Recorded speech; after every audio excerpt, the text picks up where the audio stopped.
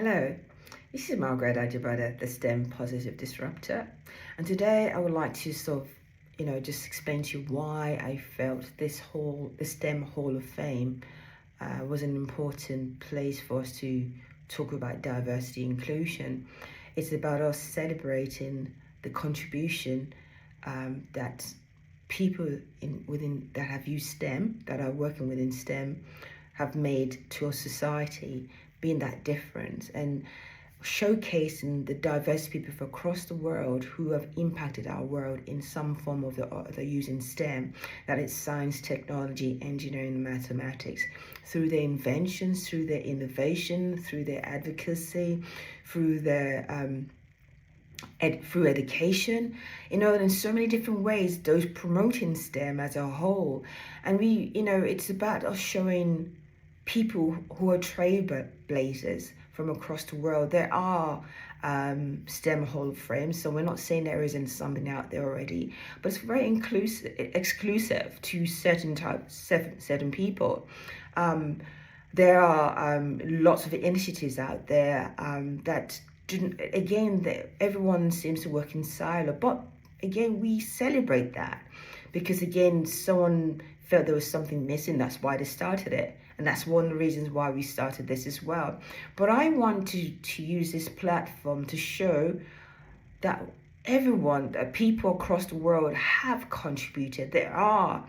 That they have made an impact in such positive ways that maybe we don't truly appreciate and truly understand, because again, as I said, there are lots of initiatives, but they're working in silo. But I want to use this platform to be able to showcase the different peoples from across the world, from different races, gender, that have added value to us as human beings, society, in an ethical way. There's so many things we can celebrate. We want to show trailblazers because again, we want to be able to enthuse our young people to study STEM and also follow onto a STEM career path, that is science, technology, engineering, and mathematics.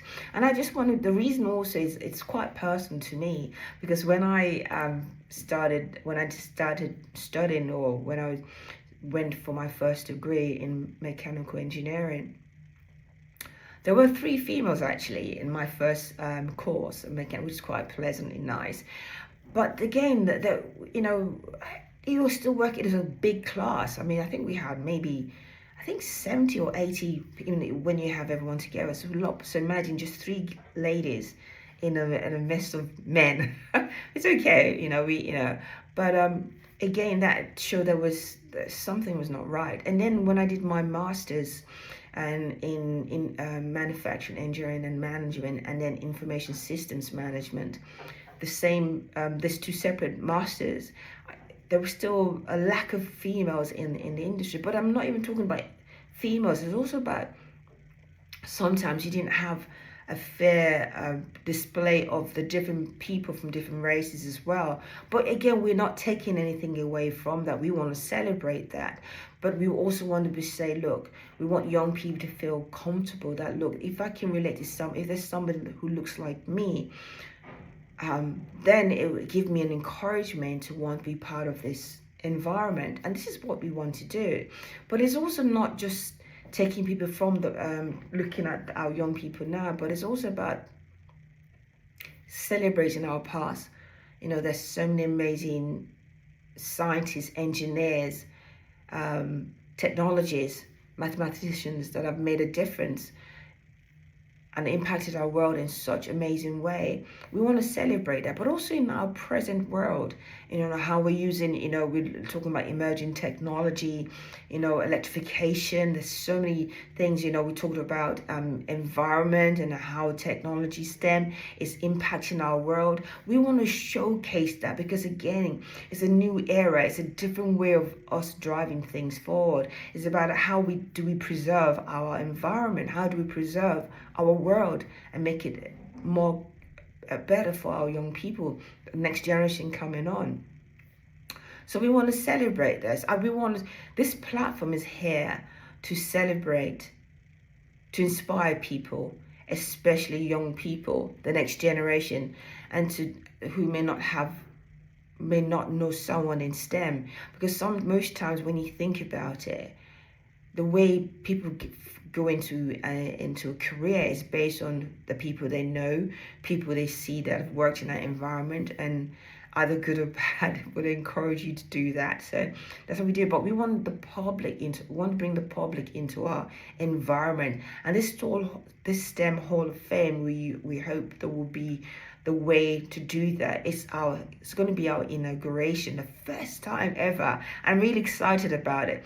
Don't get me wrong, there are so many beautiful initiatives out there, and we're celebrating that. We're celebrating what they're doing, because again, every individual person has seen, they've seen a need, and this is what they're doing. This is basically what we're doing. But it's a big space for every one of us. I mean, we want to celebrate them. We also want to celebrate this, trying to bring everyone to try and incorporate everything that other people are doing. Celebrate the people from the past, the present, people who are impact trailblazers of the present day, but also our future trailblazers as well, because we want to showcase what they're doing, how STEM is making our society better, is improving our world. I mean, there's so many things. We talk about artificial intelligence.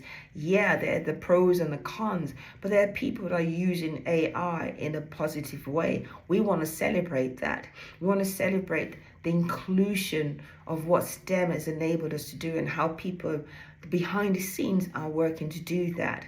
The aim is to bring the audience to a full appreciation of the diversity of people and roles in STEM, that and also and their contribution as well. I guess using the analogy of a conductor of an orchestra, bringing the music and the audience to a crescendo. That's what I want to do. This is why I'm doing what I do. I enjoy what I do, and I really hope that we can enthuse you, we can encourage you, we can make that impact, all of us, because when we stand together, we are very powerful. And this is what we want to do. We want to enjoy the similarities, but we also want to celebrate the differences.